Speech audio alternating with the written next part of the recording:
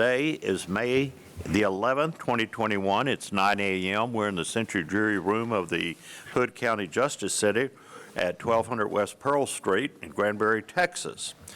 Today, as always, Dr. Bill Miller of the Hood County Pastoral Council has brought with us another distinguished member of the clergy here in Hood County, and this is Reverend Terry Leuven.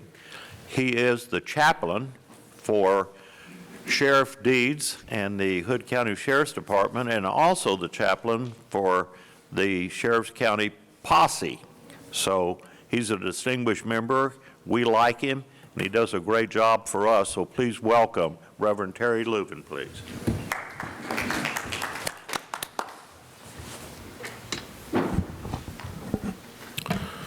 Please pray with me. Heavenly Father, Lord, we give you thanks for this day that you have made for us. We give you thanks, Lord, for the rest that we received last night by your love. We give you thanks for the outcome of the day, even before we know it, because in you is who we trust, and in you we have faith. Lord, I pray for your presence here in this gathering of men and women. I ask that you bless each one here. Lord, and in your presence, Lord, impart wisdom, knowledge, and courage, Lord, so that we may do the task that you have set before us. Guard our thoughts, the words that we speak, the actions that we take, so that each and everything that we do glorifies you. Lord, we pray for the families of the two servicemen who died last night. Lord, we pray for your tender touch on the family. Put your arms about them and draw them close to you and comfort them. And continue to keep all of our law enforcement people in your tender and loving care. Lord, we give you thanks for this day again. It's in your blessed and holy name that we pray, in the strong name of Jesus Christ. Amen. Amen. Please join me in the pledge to the United States.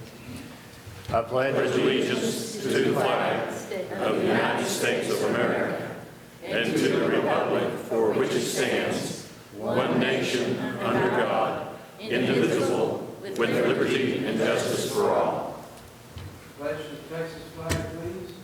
On the Texas flag, I pledge allegiance to thee, Texas, one state under God, one and indivisible.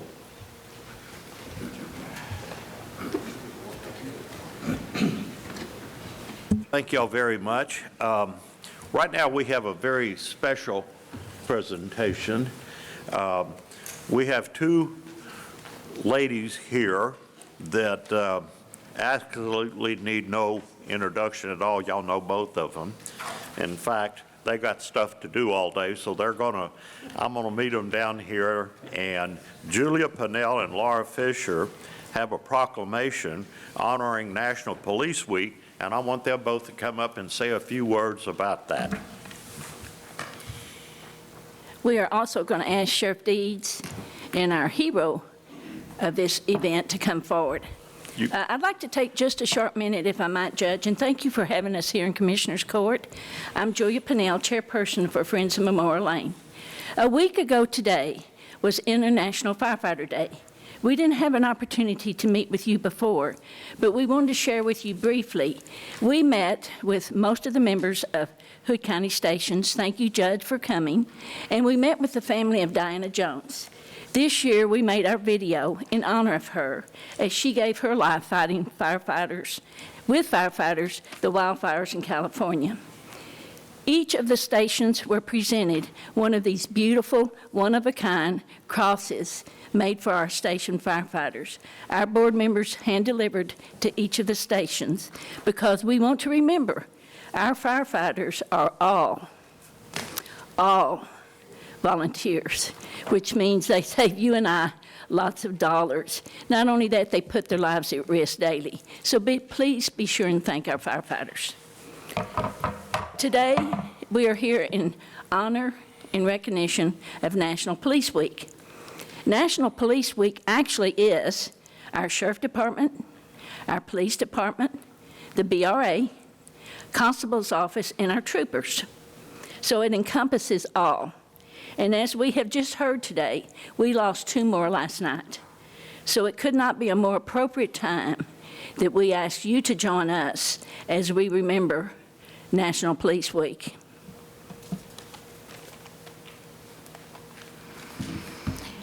In 1962, President Kennedy signed Proclamation 3466 designating May 15th as National Police Memorial Day.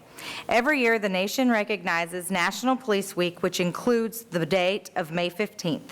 This year, Kevin Sklark and I are co-chairs for the Friends of Memorial Lane National Police Week Awareness Project that will take place from May 9th to the 15th. We had the privilege of presenting the Officer Spotlight Awards again this year to honor one officer from each of the Hood County departments. This year, we honored Corporal Tyler Smith with the Hood County Sheriff's Department. We would like to thank all of our county law enforcement officers and their leaders for all that they do to keep our communities safe throughout this year and every year. On Sunday, May 9th, we lowered our flags at the law enforcement side of Memorial Lane to half-mast and have our police memorial wreath on display to honor all of the officers who have paid the ultimate price during our 2020 calendar year. This year, in 2020, our nation lost 362 officers in the line of duty. 234 of these were COVID-19 related deaths. Please remember these families and these heroes and their families, both blue and blood. Friends of Memorial Lane will have an ad in the Hood County News to honor our local Officer Spotlight recipients and to help bring awareness to this important time. It will be in tomorrow's paper. Y'all make sure you get a copy of that. It will have all of our Officer Spotlight recipients' pictures in it as well, so they're pretty excited. It is our sincere hope that our community will join Friends of Memorial Lane as we back the blue this National Police Week and remember to thank our police officers for all that they do. Judge, if you would come forward. Do you want the commissioners to come down with you? Yeah, why don't all of us come down, because we're all Y'all want to come up here? Staying out the way. We're going to ask the judge to read a proclamation with the sheriff.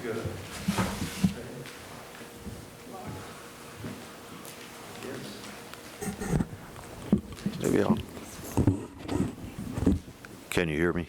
Okay. All right. This is a proclamation to designate May 9th to May 15, 2021 as National Police Week.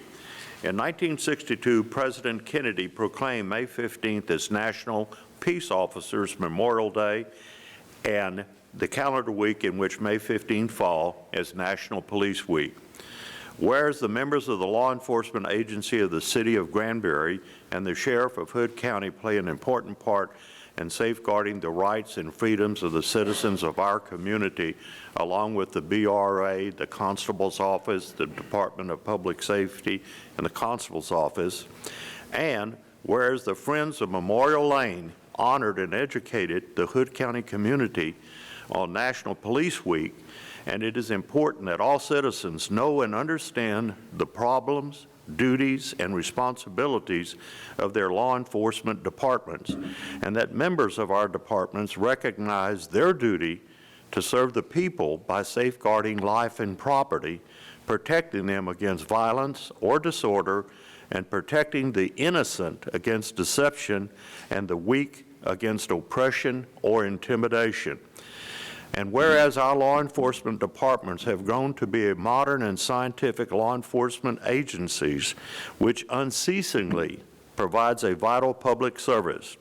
Now therefore I, Ron Massengill, Judge of Hood County, along with all members of the Hood County Commissioners Court, do hereby recognize the week of May 9th to May 15th, 2021 as National Police Week, and further extend to our Police Chief, Mitch Galvan, Sheriff Roger Deeds, and to all the other law enforcement officers of Hood County for the vital services they perform and their exemplary dedication to the community they serve.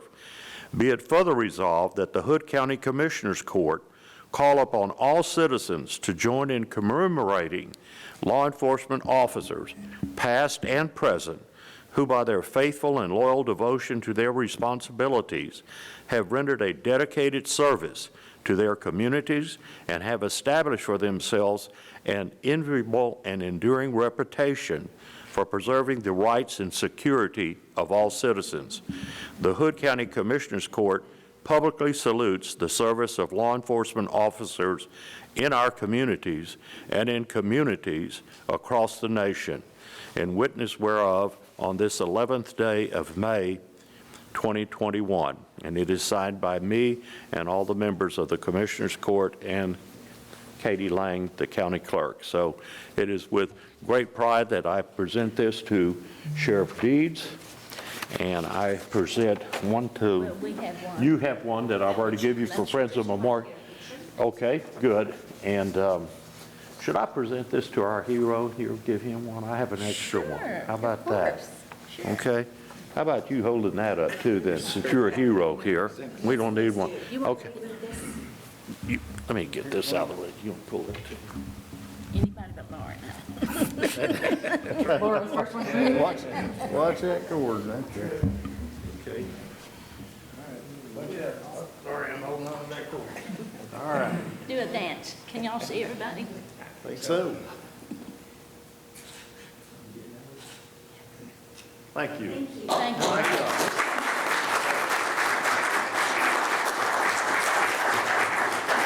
I want y'all to know that it was Julia Pinnell and Laura Fisher that brought this all to our wake. Like everything else here, she's the impetus behind a lot of stuff, and they work very, very hard in doing this. So they really great citizens, and thank y'all very much for doing that, okay? All right.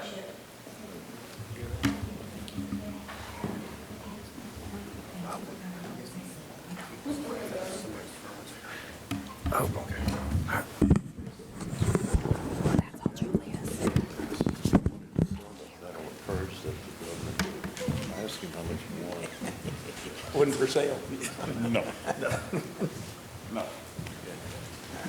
Okay. Are there any service awards? No service awards. So the next item is, today is the first meeting of our Commissioners Court in the month of May, or the second Tuesday. So we have the citizens comment at large, and we have 3 of them, and it's a maximum of, what did we say, 5 minutes apiece? And so the first person that signed up, and so you can speak on any topic. It doesn't have to be on the agenda, and none of the commissioners or myself can ask any questions. You can speak on any topic you want. And then we also have our regular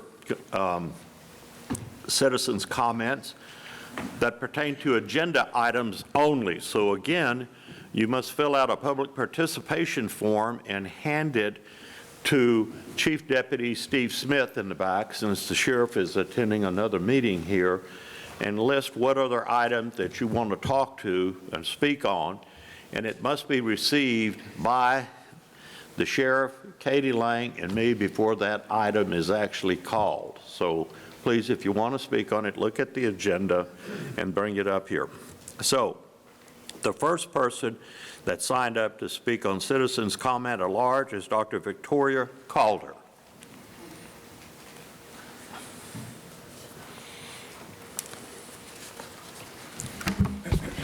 Good morning. I'm Victoria Calder, and I really want to thank you for giving us this time to speak with you. It's something that matters a lot to many of our Hood County citizens, and we're very appreciative of it. I know when you first considered this, there was a concern that you might be hearing nothing but gripes, and the way of the world might dictate that that's often the case, but I would like for you to know that thousands of us are rooting for you. You're sailing this ship that we're all on, and we're rooting for all of you. We're proud of you, and we pray for you, and I just want y'all to know that. I often think of Rudyard Kipling's poem, If, that I'm sure you're familiar with certain lines that if you can meet with triumph and disaster and treat those two imposters just the same, y'all have had to do that lately. And I also think of the line, let's see, whoops, if you can keep your head when those about you are losing theirs and blaming it on you. So we admire your ability to do that on many occasions. And I'd like to just throw out 3 guiding principles to consider today, and this is just for your consideration. It's not really an agenda item.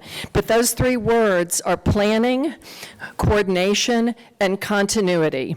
In terms of planning, I realize that the county is not required required by state law to have a strategic plan. The city has one.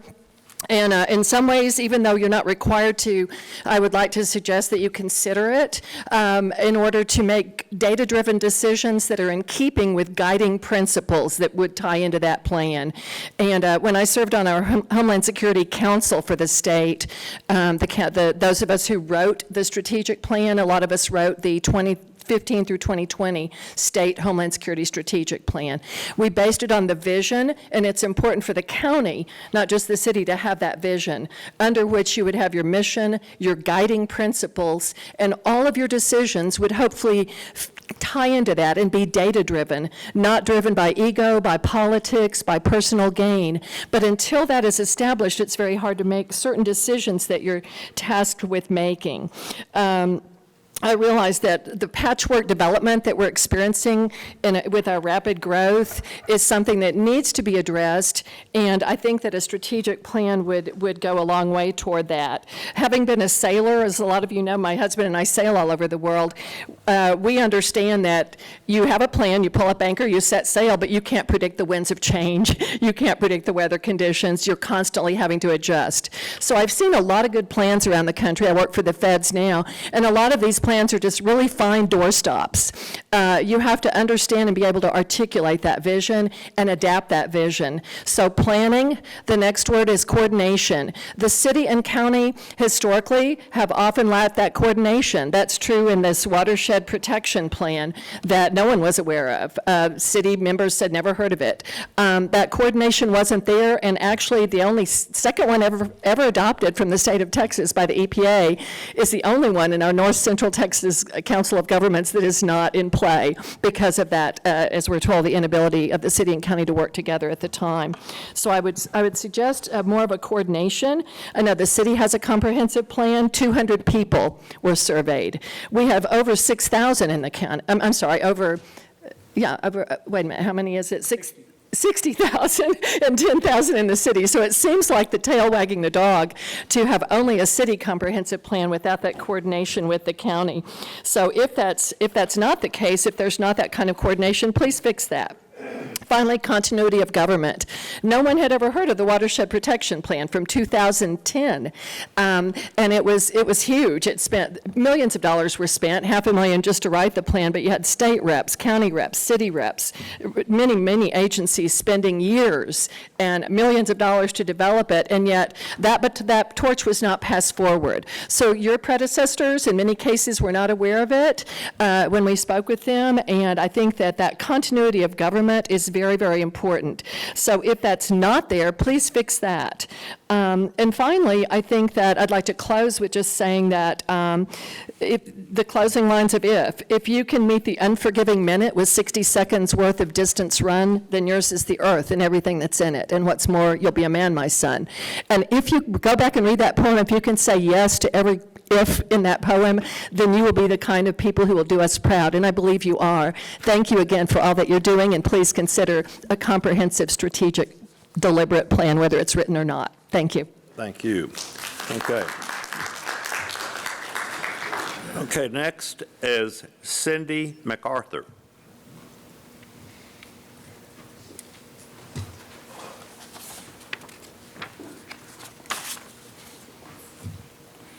Good morning, Commissioners. My name is Cindy McCarter, and I'm a resident of De Cordova Bend. And I would like to speak with you about a great concern, and I think it's a concern for all the citizens of Granbury and Hood County, is the lack of siren system in this county. The other day, May 3rd, Monday, we had tornado warnings and sightings. And now I know Facebook is not gospel, but according to what I read, nobody heard any sirens. I know in De Cordova, you cannot hear a siren. I'm from Oklahoma. I know and I have seen the damage of a tornado, and I know how critical siren warnings are to the lives of residents. I don't know who this falls under, if it falls under you, emergency management, but I think it's something that you need to look into to protect the lives of the citizens. and I'm not sure where they are. I know several years ago I spoke with the past fire chief and asked him about that, and he said, well, just download the app, Code Red.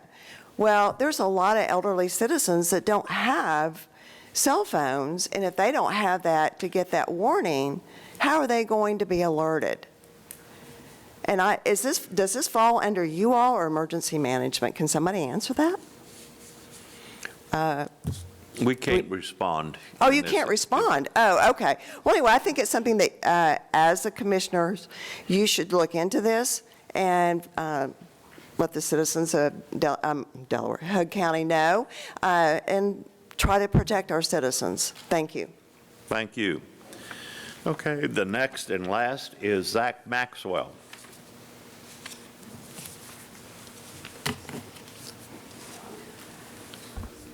Good morning, Commissioners and Judge. I appreciate you guys for allowing us to speak. And the thing that I'd like to talk on today is a very deep concern of mine, something that I have a personal experience with. As many of you know, very involved in the political realm with elections, and as it relates to the very hot topic right now with our county elections administrator. Judge, I know that you had, and some of the commissioners had encouraged a Attorney General's opinion on the roles and responsibilities and what the County Commissioners Court can do or should say, or the Elections Council that appoints the Elections Administrator, in what they can, if they can give edicts or they can tell the county elections administrator what to do. And in my opinion, I think that's the wrong question to ask, because I think what a lot of us are concerned with is who is holding her accountable for her actions. And if she breaks the law, what is it? What is the recourse? And that is something that I'm deeply concerned about, you know, especially when it comes to sequentially numbered ballots, because that is the law. You are supposed to do that. And so if you are supposed to do that, who is supposed to hold her, or he or she, whoever elections administrator is, who is supposed to hold that elections administrator accountable? I absolutely think that it is within the Commissioners Court purview to have a role in that. It's also a role of the Elections Commission, which is made up of the judge and other members of the board, county clerk, and the members of the party. And so with that, I would encourage everyone to take a deep look into actually what is the problem and who is responsible and who holds that person accountable. Because the most important thing is to understand within government, everyone is accountable to someone. And if they are not accountable to someone, then there is a problem, because as we all know, you know, absolute power corrupts absolutely. And so no one within any sort of governmental position should have absolute power to determine anything. And so with that, I appreciate it. And then also, I wanted to follow up on what Ms. McCarter said in regards to emergency management. That is something that I also had a concern about, and I also did not hear any sirens, and that tornado was actually fairly close to my house. My family actually took shelter because we heard about it on Facebook. And so that is something that is actually under emergency management and directly related to Judge Massengale's role with that. And I encourage you, please take a look at that. And if you have any questions, I'd love to work with you on getting something done there. But thank you, guys. I really appreciate it. Y'all have a good one. Okay, thank you. Okay, that ends all the comments at large. And now we go to the consent agenda. Does any of the commissioners wish to pull anything from the consent agenda? If not, do I hear a motion? Judge, I'll make a motion to approve the consent agenda. Is there a second? Second. Okay. A motion been made by Commissioner Cotton to approve the consent agenda. Second, I think it was a tie between Commissioner Wilson and Commissioner Andrews. I guess this time it goes to Commissioner Andrews as second the motion. Any further discussion? All those in favor say aye. Aye. All those opposed say nay. Motion carries 5-0. All right, the next item is subdivision and roads, and Mr. Donald Lenny, you have nothing, sir, is that correct? Thank you, but thanks for joining us, sir. One thing I'd like to address, let everybody understand, that we had the tornado in precinct 3 last week. Road ops was out there clearing at least 5 different streets that were blocked by down trees and, rubbish and everything. And by 10:30, 11 o'clock, they had all of the roads open. And that was significant because some of them were totally blocked when they went in. So my hat's off to road ops for the work that they did at that point. Well, Mr. Don Lenny has done a good job for many years for Hood County. There's no question about that. Thank you again, Don, and thank your men very much for their work. Okay, now we have development. Mr. Clint Head. Morning, Judge. Morning, Commissioners. So the first thing we're going to have to do is convene into a public hearing. Am I correct, sir? Yes, the first All right, item, so at this time, we're convening into a public hearing. Go ahead, and it's 9:27. It's a public hearing to discuss the concept plan for Indian Crossing. The property is located at 11925 Brock Highway, Lipan, Texas. It proposes to create 37 single-family lots and 1 water system lot. The proposed concept plan is located in the Road Corridor District in Precinct 1 and will be served by Lipan Water and on-site sewage facilities. The concept plan proposes to construct 2,120.27 linear feet of 6-inch concrete streets with 3 cul-de-sacs. The largest residential lot is 1 acre and the smallest residential lot is 0.917 of an acre. The water system lot is 0.798 of an acre. The developer is proposing to install a water booster plant for the water and to upsize Lipan water from the water booster plant to a 4-inch line for domestic use and to install a 50,000-gallon ground storage tank with a nozzle of the fire marshal's choice on the side of the tank so the firefighters can have quick access to the supply. The developer will be the owner of the water booster plant and the storage tank and will be responsible for maintenance of both. Development received a copy of the TxDOT permit. All comments have been addressed, and if anybody has any questions. Yeah, I've got a few questions on the that water system there. How long is the developer going to own and maintain that lot and the infrastructure there? Sure. Good morning, Commissioners Court. Name is Derek Osborne, the owner of Indian Crossing. We are actually turning that over to the city of Lipan Water, so we will not own it. We will build it and then turn it over. They will own it and operate it. Okay, all Yes, right. sir. Well, that kind of answered Everything. They will own that. We will turn the piece of property and every improvement over to them. Okay, I had a whole lot of concerns with that because you could see what happens. I do and, not you want to know. operate a water system. Sure. Okay. All right. Okay. That answered all those. Thank you. Okay. All comments have been addressed. Staff recommends approval of the concept plan as presented. All right, Judge, I'd like to make a motion to. Are we going to have to convene? You recommend approval? Staff recommends approval. Okay, we're going to reconvene now into Commissioners Court so we can take a vote. So now we're back into Commissioners Court, and it's 9:30. So do I hear a motion regarding Indian Crossing? Yes, sir. Judge, I'd like to make a motion to approve the concept plan for Indian Crossing. Second.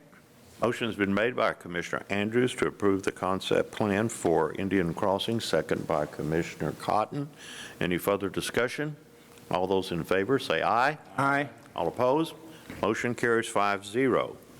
Now we're going to reconvene or convene back into a public hearing to discuss Sunset Ridge. So Yes. at 9:31, we're back into a public hearing.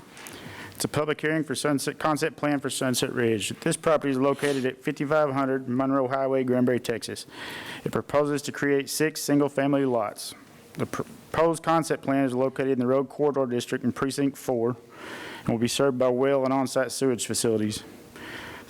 The concept plan proposes to construct 722.82 linear feet of asphalt streets.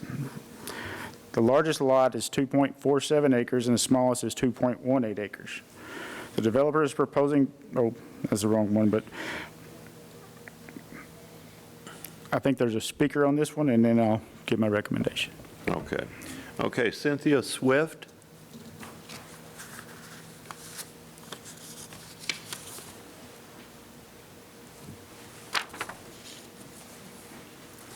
Yes, ma'am, good morning. Good morning, Judge, Commissioners. I'm Cynthia Swift with Baron Stark Engineers, and I'm really just here to answer any questions that you may have about this project. Okay. You working together with these engineers? Oh, yeah. And you recommending approval, Mr. Head? Staff recommends approval as presented, or conditional approval contingent upon TxDOT permit. Okay. And you're working well with the county on this, are you not? Yes, sir. What's the TxDOT permit of what, the entrance off of a state highway? Access off the state right away. Okay. Yep. Yeah, staff recommends conditional approval contingent upon approval of TxDOT permit. Okay. Now we're going to reconvene back into Commissioners Court, and it's 9:32. Do I hear an appropriate motion? Yes, Judge, I'll make that motion to approve the concept plan for Sunset Ridge contingent upon the TxDOT approval of the ingress egress. Okay. All right, motion has been made by Commissioner Eagle regarding Sunset Ridge as stated, second by Commissioner Wilson. Any further discussion? All those in favor say aye. Aye. All opposed? Motion carries 5-0. Okay. All right, the next item is the concept plan of Stewart Edition, which will now be known as Lusk Gardens, to discuss and consider. This property is located at 4420 Fall Creek Highway and proposes to create 64 single-family lots with 5 HOA lots for drainage and open space. This proposed concept plan is located in the Water Quality District and will be served by mud, water, and sewer. The concept plan proposes to construct 2,830 feet of curb and gutter street. The concept plan had a public hearing October 13, 2020, Commissioners Court, where the concept plan was tabled pending mitigating some drainage issues on the adjoining property. There were some drainage issues involving the adjoining property located in Cordova Bend Estates, and the developer of the proposed project has proposed to install concrete flumes on the adjoining property to mitigate the drainage and moisture problem after the final plat is approved and recorded. The adjoining property owners have been worked with and are pleased with the solution. All comments have been addressed. Staff recommends conditional approval contingent upon TxDOT approving the access permit. Okay. Anybody have any other questions or comments to Mr. Head? Do I hear a motion? I make a motion to conditionally approve the concept plan for Stewart Oaks that will be known as Lusk Gardens, along with off-site improvements for drainage that have been approved with the adjoining property owners and Cordova Bend Council, contingent upon the TxDOT approving the access permit. I want my motion to reflect, for the record, that the off-site improvements for drainage must, and I repeat, must be constructed after the final plat is recorded and prior to any construction on site of this development to ensure surface water during the construction phase is contained in these improvements. Okay, do I hear a second to that motion? Second. Motion is made by Commissioner Wilson, as stated, in through the record, second by Commissioner Eagle. Any further discussion or comment? All those in favor say aye. Aye. All opposed? Motion carries 5-0. All right. One more? One more, and this is a public hearing.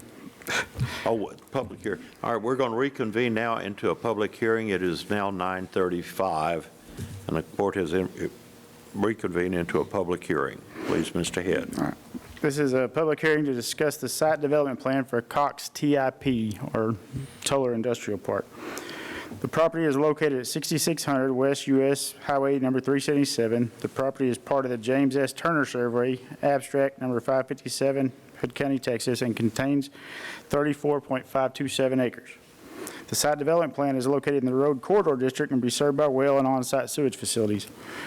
The proposed site development plan proposes to create an industrial park containing a strip center with office lease spaces, a sign shop for his personal business, and a climate-controlled storage facility, and one future undetermined business that will front on Highway 377. Development has a letter from TxDOT stating that the access and culvert that is existing is sufficient and a new permit will not be needed.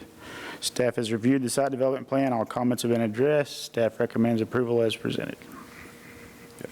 Anybody have any questions or comments? Okay, we're going to reconvene now into Commissioners Court. So what do you recommend? Ms. Staff recommends approval. Okay. Do I hear an appropriate motion? Yeah, Judge, I'd like to make a motion for the approval of the site development plan for the Cox TIP. Second. Motion has been made by Commissioner Andrews to approve the site development plan at Cox TIP, second by Commissioner Eagle. All those in favor, say aye. Aye. All opposed? Motion carries 5-0. Thank you. Thank you very much, Mr. Head. Okay, brings us to the line item transfers and budgets amendment. Ms. Kidd? Well, sort of, kind of, Ms. Kidd. Sort of, kind of? Well, I say since the treasurer's not here, right? If you remember, a month ago, we had a discussion regarding line item transfers, that they would go under the regular court agenda and be discussed by the department head or elected official for clarity. So we are looking to see Mr. Chad Davis come up and take item number 1. Okay, good. Constable Davis, good to see you. Morning, Judge, Commissioners. I'm requesting this line transfer to purchase a vest carrier. Being new to the office, I used up most of my uniform budget, and vest carrier is just a more professional look. Instead of just throwing on a regular vest, it's a carrier that I can have my badge and insignia sewn on, and I just need that transfer for that. Thank you. Anybody have any comments or questions? Okay. Judge, do you want to hear all of these or approve them one at a time? I think we approve them one at a time, okay? Does anybody like to make an appropriate motion? Yes, sir, Judge, I make a motion to transfer the line item there from $300 increase in uniform and accessories and decrease in ammunition. Do I hear a second? Second. Okay. Motion been made by Commissioner Andrews to transfer the $300 in Constable Chad's uniform. Second by Commissioner Wilson. All those in favor, say aye. Aye. All opposed? Motion carries 5-0.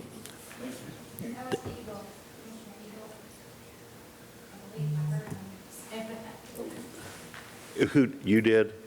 Okay. I heard both of them, so that's fine. Okay, so go ahead. Well, Commissioner Eagle, I guess. Okay. No, I guess tie Arm goes to wrestle the farthest apart right now here, you know. How about alphabetical? I want one of those buzzers that they have on Jeopardy or something down here. Then it'll flash up here who won, okay? All right. Okay. All right, next, what do you have? It's the county clerk.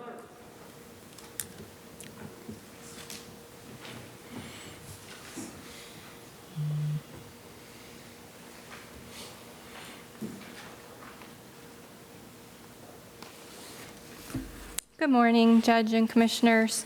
I have a line item to move money from my education and travel into my supplies fund. My supplies have mysteriously vanished, so no, we've been using them up. I have some new employees that have been putting everything out of my supplies budget instead of separate budgets, so it's basically a learning curve. And so I'm having to move some money around. Judge, I'll make a motion to approve the $2,000 increase in supplies for the county clerk and decrease the education and travel. I'll second. Motion been made by Commissioner Cotton to go ahead and approve the increase in supplies, decrease in travel. Second by Commissioner Eagle. Any further discussion? All those in favor say aye. Aye. All opposed? Motion carries. Thank you, sir. Okay, thank you. All right, next item. Emergency management.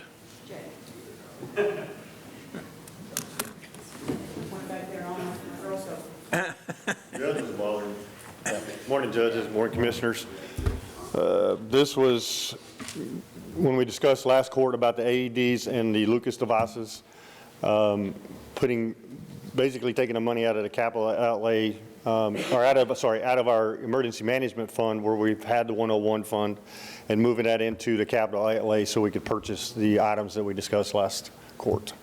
We approved the AEDs and the Lucas vest at the last meeting, didn't we? That is correct, yes, sir. Just puts them in the correct That's right. line count Just- for fixed assets. Okay. Do I hear an appropriate motion? Yeah, Judge, I'd like to make the motion to increase the capital outlay and decrease that $316,300 from the Hood County Emergency Management Fund. By Commissioner Andrews to increase the capital outlay, decrease the Hood County management to correct the budget for the capital equipment. Second by Commissioner Wilson. All those in favor say aye. Aye. All opposed? Motion carries 5-0. Thank you. Okay.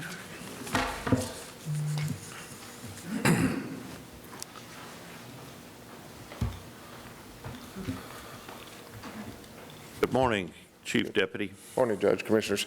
What we're doing here is just transferring some money out of the abandoned vehicles, not coming out of the county funds, but it'll be coming out of the abandoned vehicles for a software program that we're purchasing for our investigative division. Okay. Anybody have any questions or comments? Do I hear a motion? I'll make the motion to increase supplies for the sheriff by $3,500 and decrease abandoned vehicles. I'll second. A motion been made by Commissioner Cotton to increase supplies and decrease abandoned vehicles. Second by Commissioner Eagle. All those in favor say aye. Aye. All opposed. Motion carries 5-0. With permission, I'm seeing that this says supplies. I believe they have a maintenance contract line. If this is a software purchase, I would like to put it in maintenance contracts. Oh. That's better, it's better to categorize it properly. I'm just seeing this. Because, okay, you Yeah, do. I'll amend that motion then to increase, what was it? Maintenance contract. Okay. Maintenance contract instead of supplies. Thank you. Thank you. And I'll second, sure. Good.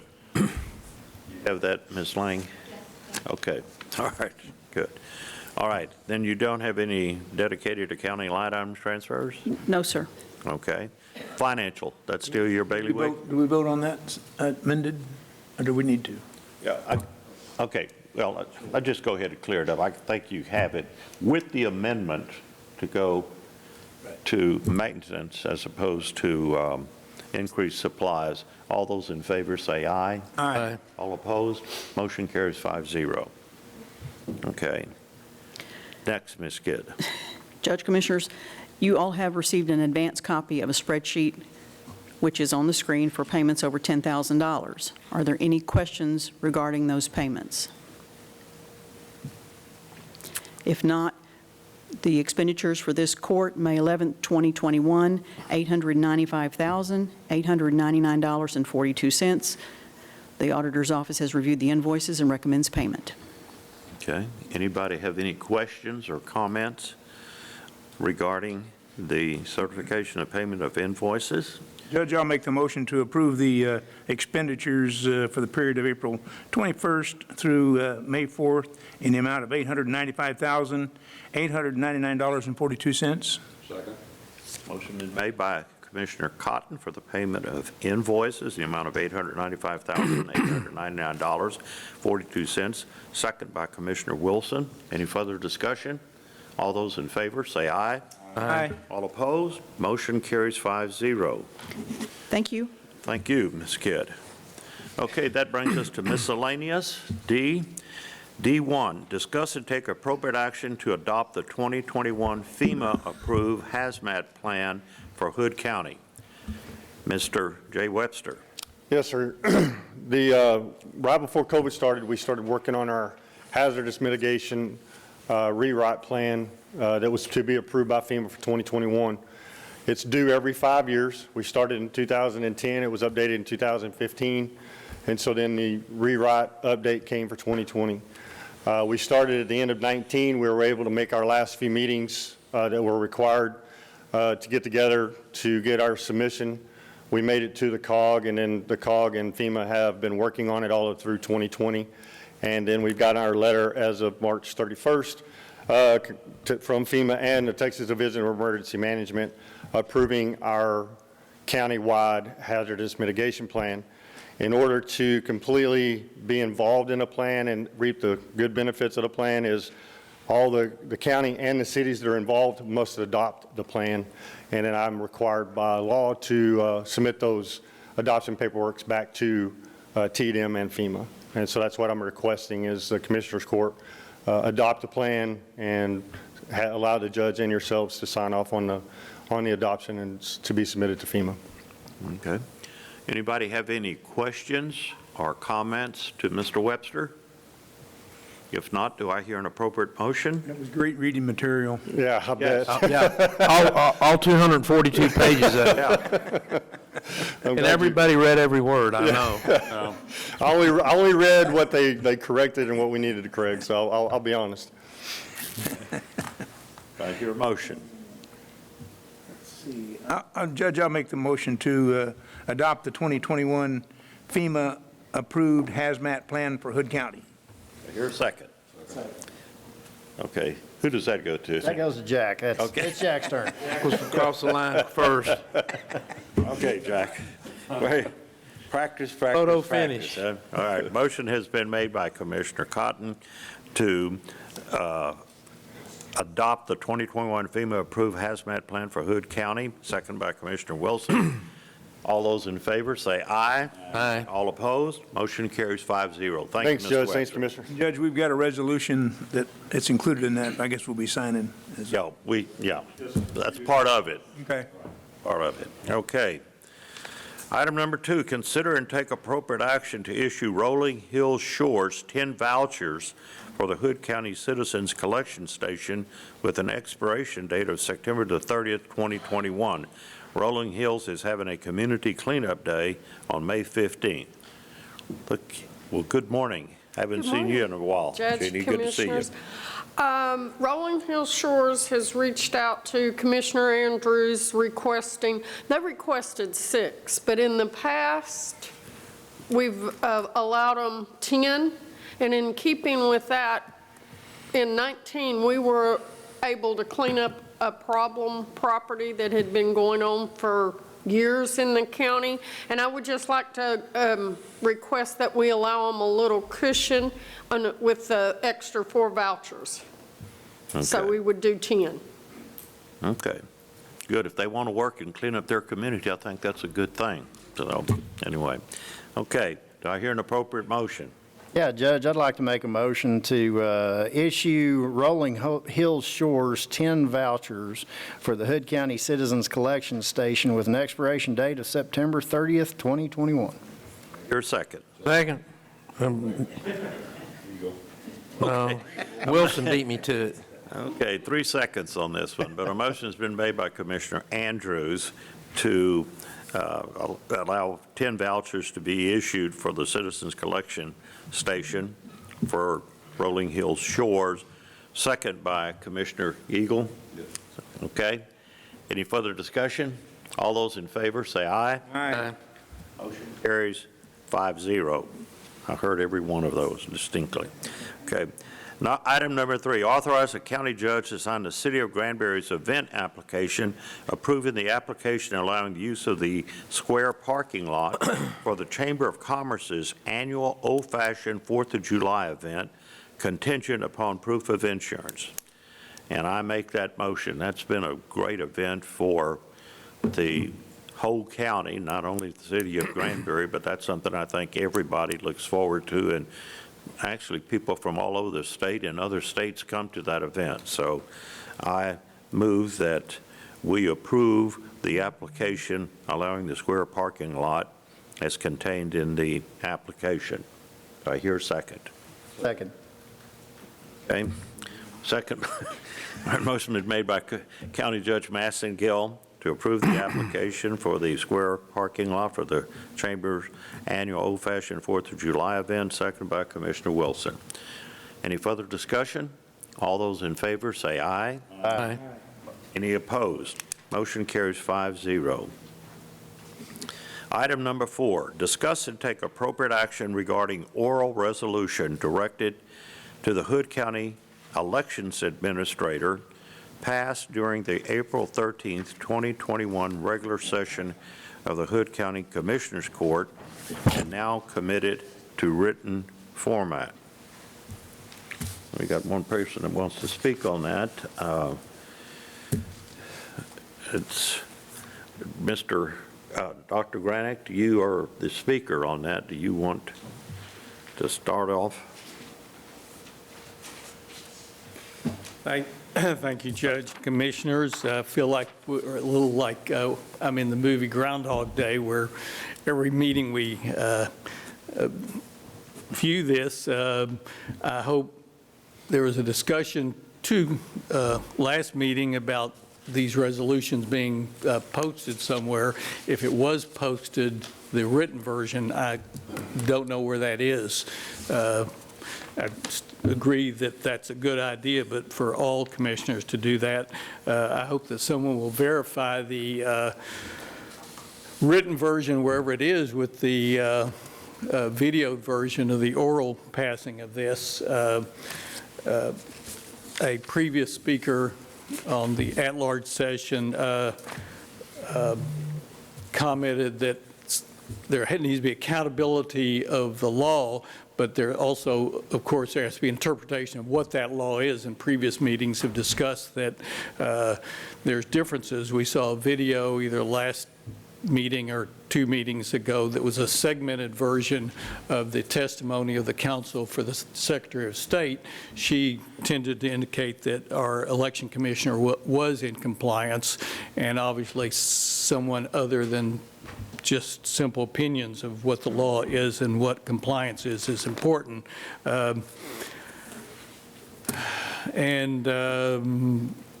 This, as I recall, the resolution being that the election commissioner administrator follow the law. I trust that that should be more general, that everyone in the county should follow the law if they're written and appropriately. And so I want to reiterate that I think our election commissioner is doing a great job and seems to be following the law, although not in the opinion of everyone. But that's all I have to say. Thank you. Okay.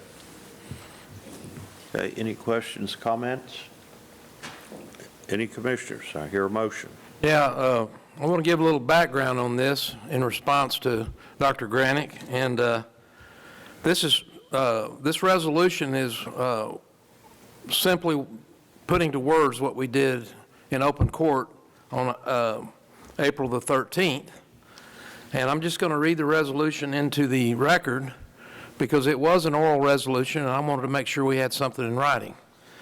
So I'm just going to read it. Resolution regarding Texas Election Code 52.062 and the use of pre-numbered ballots. Oh, and by the way, I agree with you, Dr. Granick. We need to be publishing these where everybody can see them. I'm fully on board with that idea.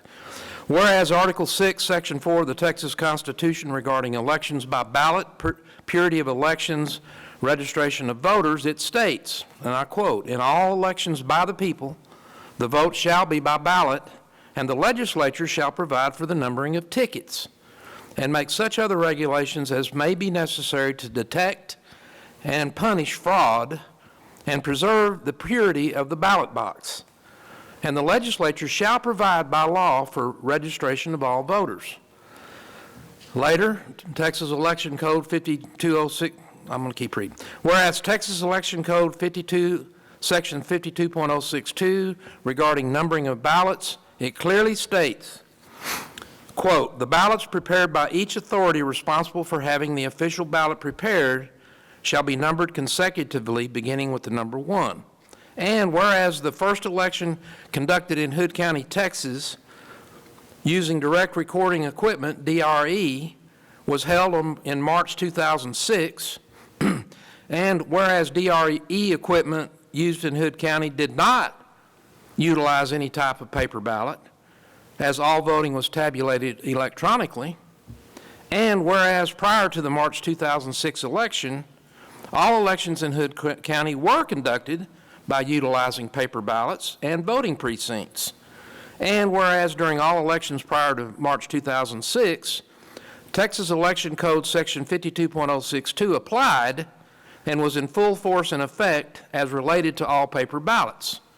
And whereas Hood County purchased new voting equipment from Hart Intercivic in early 2021, and whereas the Hart Intercivic voting equipment is a hybrid system where voting is done electronically while a paper ballot is also completed when each voter votes. And whereas on March 9th, 2021, the Hood County Republican Executive Committee passed a resolution by unanimous vote demanding that all ballots for any and all future elections be conducted on pre-numbered ballots to ensure that the election is fair, honest, and that all ballots are traceable and subject to audit. And whereas the Hart Intercivic voting system offers both blank ballots and pre-numbered ballots, and whereas the Hood County Attorney has filed a request for an opinion from the Attorney General of Texas as to whether machine-generated ballot numbering complies with the numbering requirement of Texas Election Code 52.062, and if so, who has the authority to determine which method of ballot numbering is appropriate where the Commissioners Court has already purchased voting equipment, and whether the ballot numbering for each separate election must always begin with number 1 to comply with 52.062. And whereas the following resolution was passed by a 3-2 vote during the April 13th, 2021 Commissioners Court, see YouTube, April 13th, 2021, Hood County Commissioners Court at 2 hours, 3 minutes, and 5 seconds to 2 hours, 4 minutes, and 48 seconds. Be it therefore resolved that the Hood County Commissioners Court requests that Michelle Carew, the Hood County Elections Administrator, abide by Texas Election Code 52.062 and utilize pre-numbered ballots for all future elections until such time the county receives an opinion from the Texas Attorney General on this issue, adopted on this 11th day of May, 2021. And I'll make a motion to pass this resolution. Second. Now, the resolution that you just read, Commissioner Eagle, is not the resolution that has been in the packet, and I didn't have it. Is it the resolution that Matt Mills, the county attorney, sent on Saturday at 5:62 p.m.? Is that the one you just read? I just read, okay, so let me explain that. The whereas regarding what the Hood County attorney sent off for a AG opinion, I summarized. And so Matt Mills had his assistant clarify that, and I also accidentally put the two former county commissioners on the signature lines, because I'm embarrassed to say that I pulled up this resolution from another time and another place to draft this resolution, and I forgot to look at the signature lines. So both, if you want to come back and do this again, I'll be happy to do it again, but both changes were just cosmetic. The actual resolution, the be it resolved part, is the resolution, and that is verbatim, and I went back and watched that at that timestamp about 15 times, and also the county assistant attorney watched it and verified it. So again, my motion, but yes, it is the county attorney's tweaks,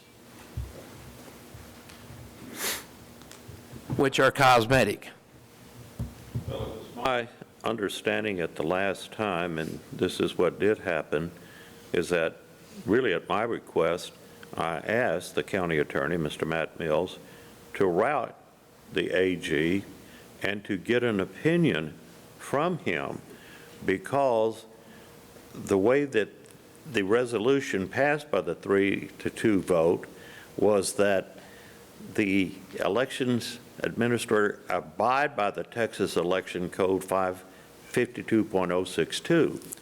Well, using the Hart machine, the Verity 2 dual system, does comply with Section 52.062. That's one of the methods. You can use either that method with the machine pre-printing the ballot or purchasing printed ballots. It's much economically to let the machine do it, and that's what other counties are doing, and that's what Michelle has chosen to do. The safeguards are more so, in her opinion. I'm not an expert on voting machines or voting things or anything else. So the problem is, it's not that she's not following 52.062, it's that the question is, and correct me if I'm wrong, Mr. Mills, what you wrote is whether or not the Commissioner's Court has the right to tell her which method to use, whether the pre-printed ballots or let the machine print it. And you still haven't received an opinion back from the Attorney General, have you? Right. Well, it took me a while to do the research and to write it in a way that would make sense. And, you know, some people don't think or don't know much about that process, but it's not just a quick email to the AG. I mean, you got to do your research. You got to put it in the form of a brief. You got to cite to law and citations of various authorities. So it took me a while to get it done, but I did send it off on May the 3rd. They then have 180 days to respond, so don't hold your breath. It's not going to be in the next couple of Commissioners' Court meetings that we hear back from them. But I put 3 questions to them. The third question is kind of a minor point that is not a big deal, but there's 2 main questions. There's, does she have the option under 52062 to choose whichever numbering system she wants?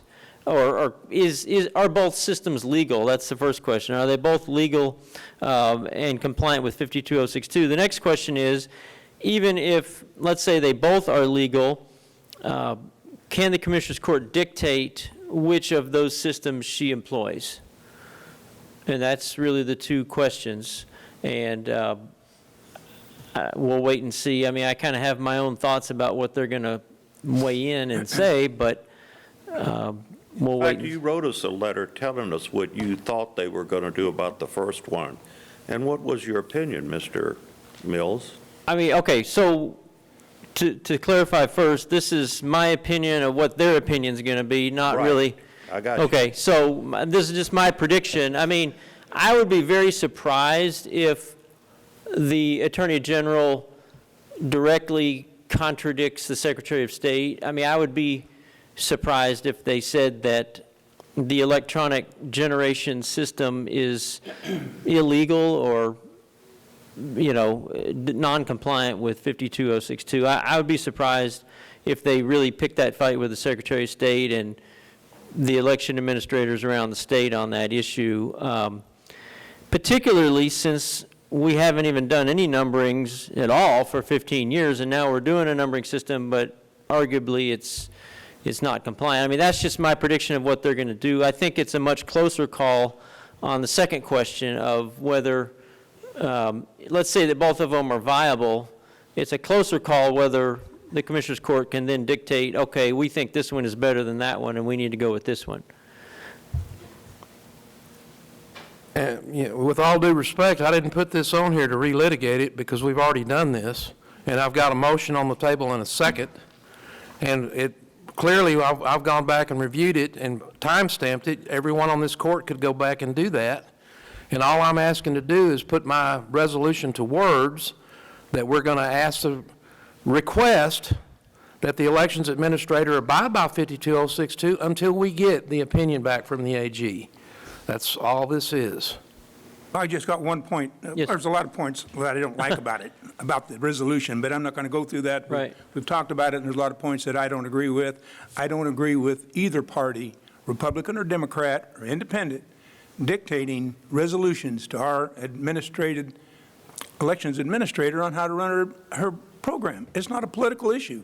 That is an independent, not, so I don't think Mr. Eagle would recommend that the Democratic Party put out an order or a resolution on how she should run her elections. So anyway, that's my point, and you can respond to that if you want to later. The other one is that in the last court, we took a verbal vote, and it was 3-2.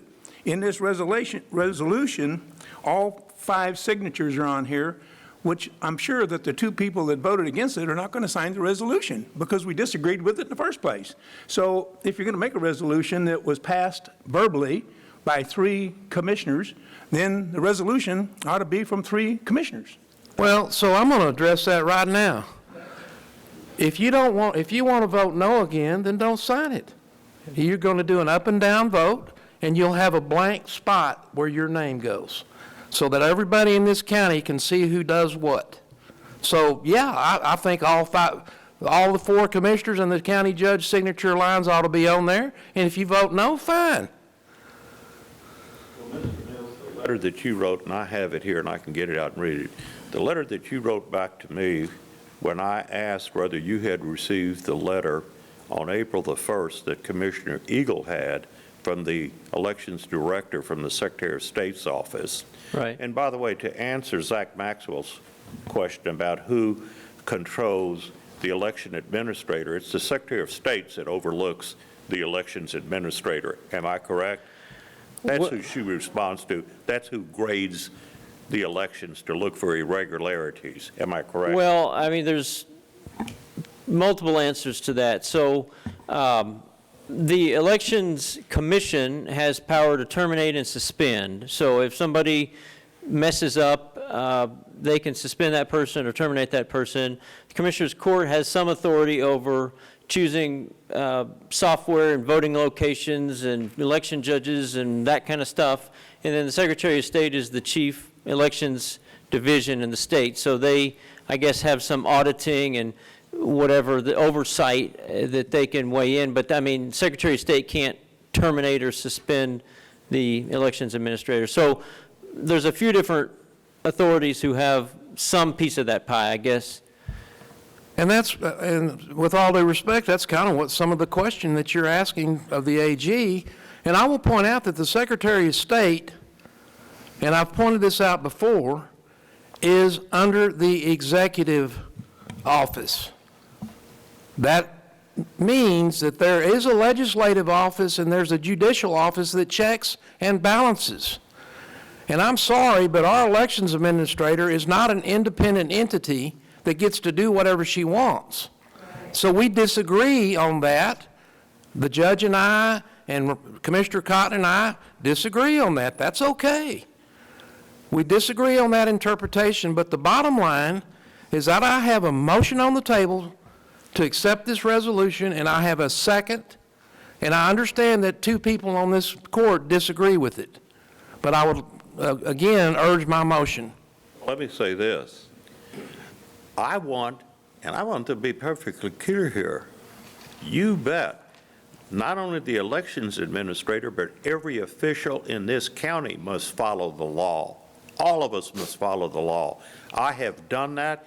I am an attorney. I've read the law, and what I'm saying is that by using the machine itself, she is abiding by 52.062. That is a way to abide by the law. The question is, does the election administrator get to make that decision to use the machine to print the ballots, or must she buy pre-printed ballots? That's the question that you have asked the Attorney General to answer. Am I correct? Right. So that's again, that's what you wrote. Yeah. And asked, who has the right to do that? Does she have the right to do that herself? That was the question. If we pass this written resolution and it comes back that the Commissioner's Court does not have the authority to tell her which one to use, that is pre-printed ballots, or do the machine itself, then we have violated the law. Why don't we let her go ahead and wait until we get the AG's opinion back like we voted on the last time? After we pass I don't doubt that it was passed by a 3-2, the oral resolution, but then it was decided that you would write and pass and write to the Attorney General's office and find out what is the law. What's wrong with waiting and finding out what's the law? I agree that Commissioner Eagle has an opinion that he can tell the elections administrator which method she must use. I don't believe that.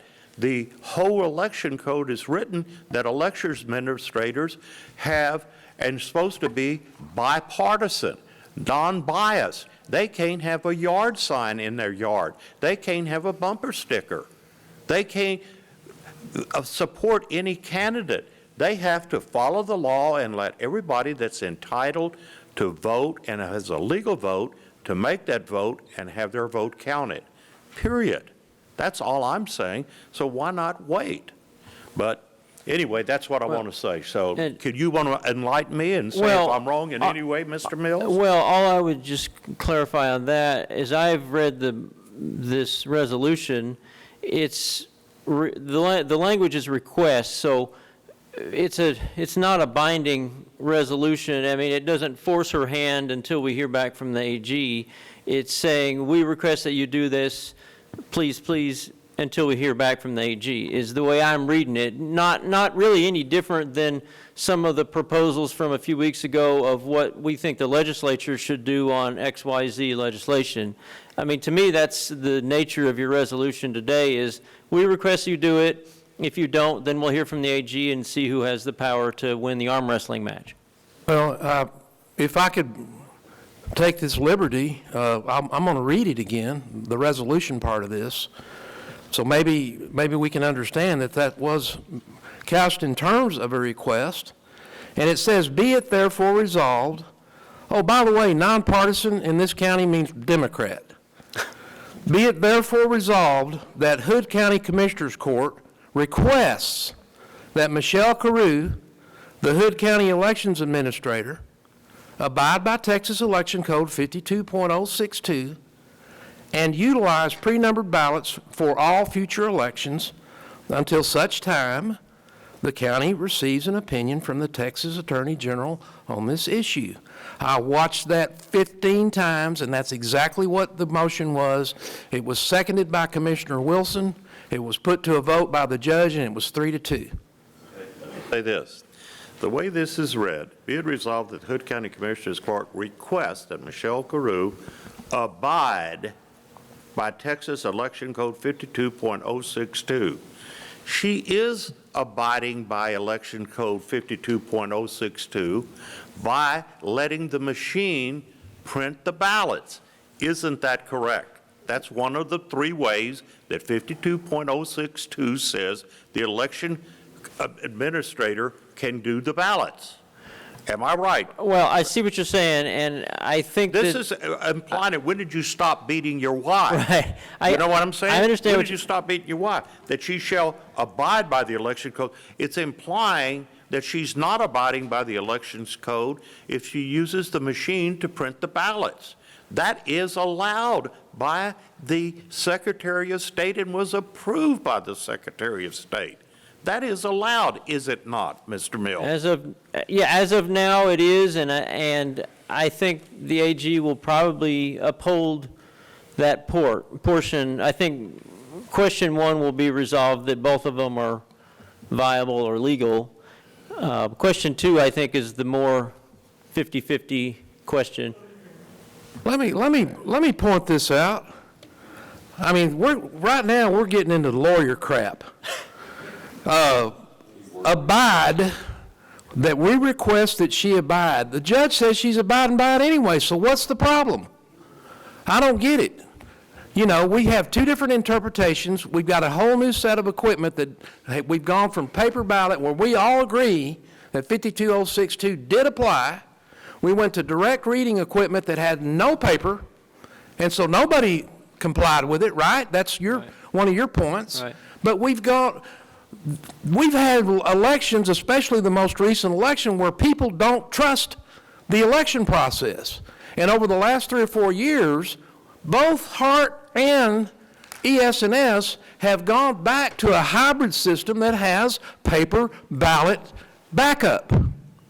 So the jury is out, so to speak, on whether 52062 is going to be taken literally and put back into play with the hybrid system or not.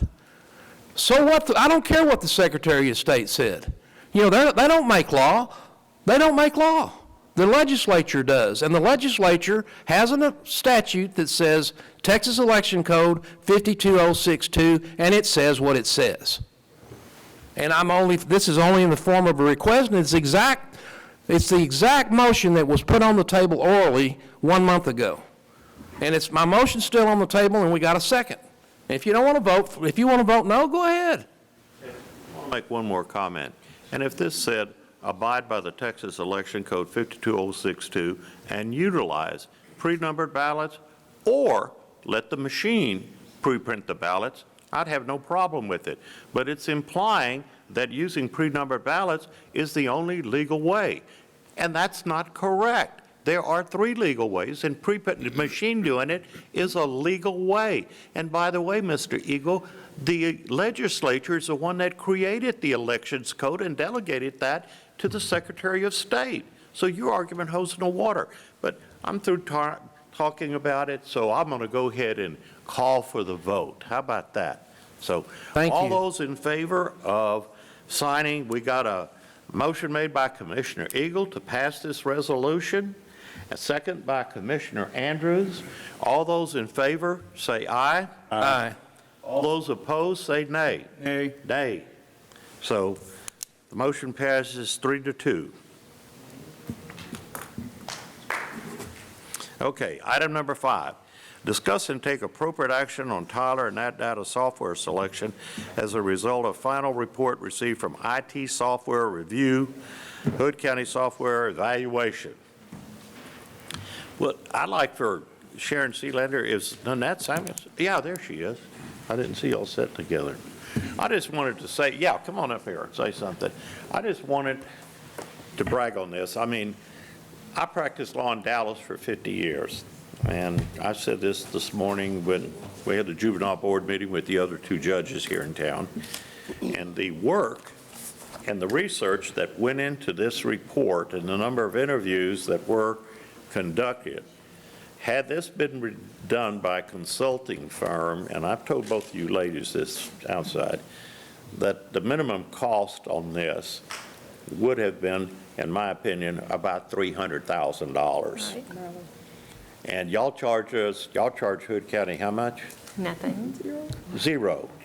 I think that was a pretty good bargain, and so I'd like to recognize and tell everybody to extend your appreciation to both of you. And y'all did an excellent job, and it was very fair and balanced, I thought, and it was very well read here. So, And we want to thank you guys for giving us the opportunity. Well, you did a great job, I think. And everyone So, that we interviewed was just very helpful and friendly and. Yeah, Yes, we wanted to give the county. I want to employees their reiterate that too, that what you had a 9-member committee, correct? Yep. Yeah, I think they did a great job, and they interviewed some 30 departments. So I appreciate everybody, the workers here participating and responding to all your requests, and the committee that worked on it. I congratulate all of you. Yeah, everybody responded very timely, gave us their time. It was very, very. Very helpful for the Very court helpful, right. to see the report. So, hey, Judge, was that a motion to pay them $300,000? Hey. No, if it would be, I'd be acting as your agent, and of course, we'd have to have an agent's fee here. No, I just want to say that.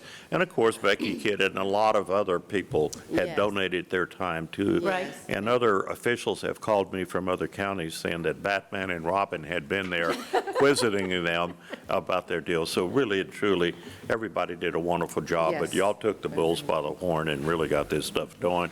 And I think it was Commissioner Andrews that actually suggested that. So you did a fabulous job. I mean, that's a lot of information there. It's really a good job. Okay, so the first person that we got 5 people that want to talk up here. So Rebecca Kidd, do you know, is that the same as Becky Kidd? She's got the floor here.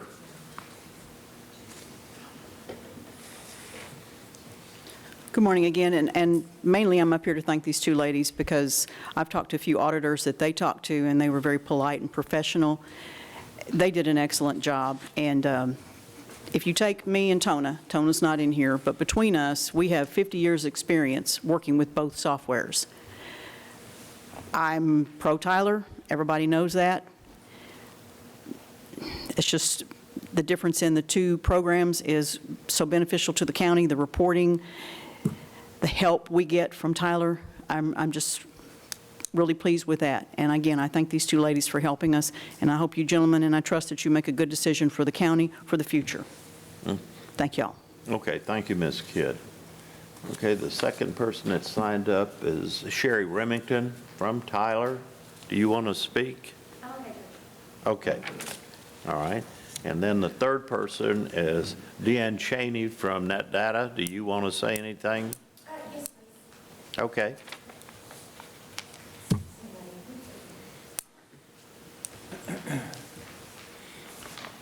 Good morning. My name is Deanne Cheney with NetData and GHS, part of I3 Verticals.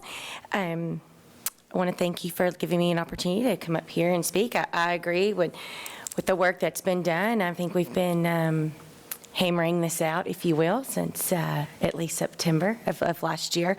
A couple of facts, with the exception of one or two offices, constables being one of them. Your offices in Hood County that use our software, they're happy. They're not the ones that are pushing to change. We've been providing service for Hood County for 30 years, doing a fine, good job. I mean, your data's been secure. We've never been breached.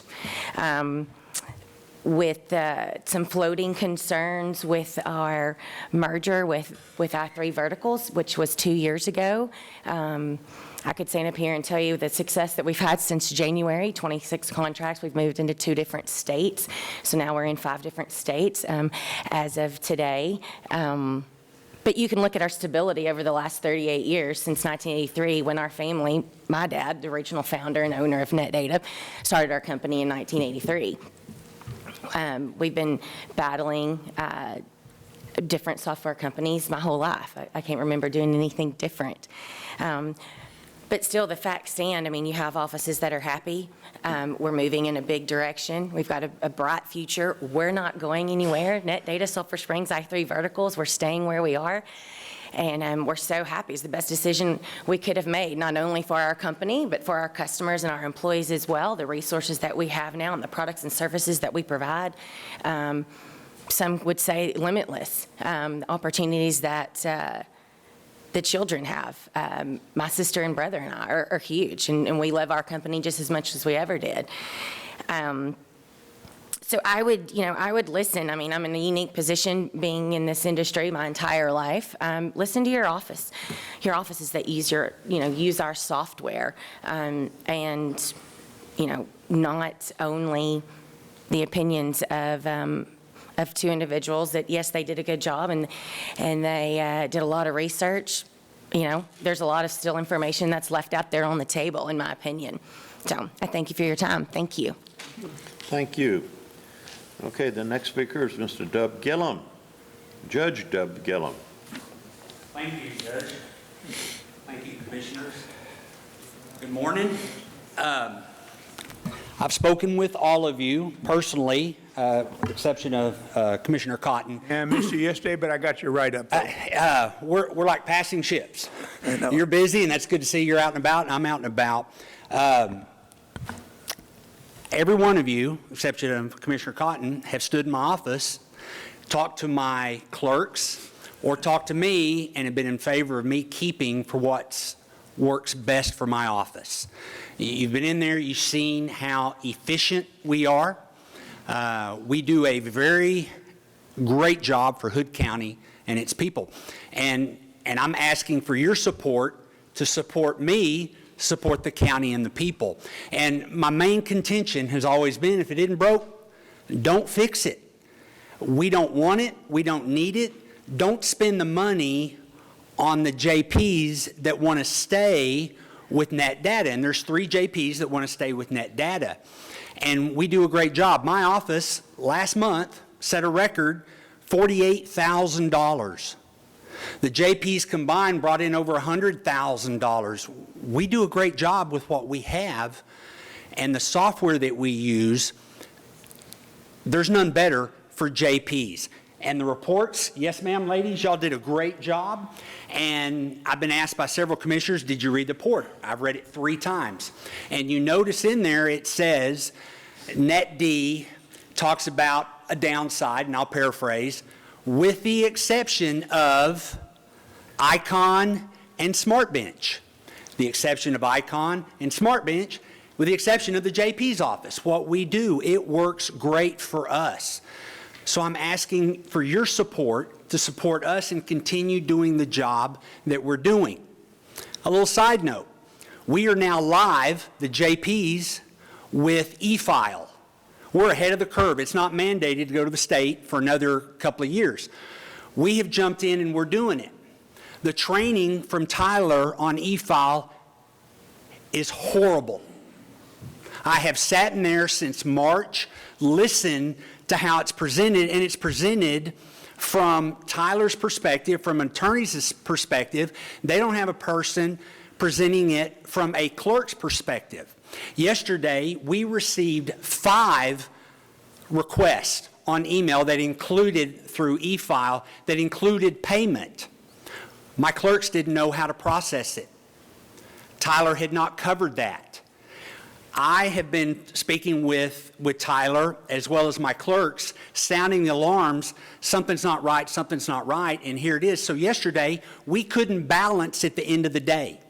The receipts couldn't be transferred. We couldn't take the money to pay it so my clerks could balance, which they have balanced every day that they've been those clerks. They've never had an issue. So I'm on the phone yesterday. We're listening to Tyler support, and their suggestion was call another JP. I did. I called 3 other JPs. I called one in Denton. I called one in McLennan County. I called one in Cleburne that are using e-file, and all 3 of them said the support is horrible with Tyler. Some of them have gone to Odyssey, and they wish they hadn't. They said Odyssey's a good program. They now know it, but the support is horrible, and I'm quoting, horrible.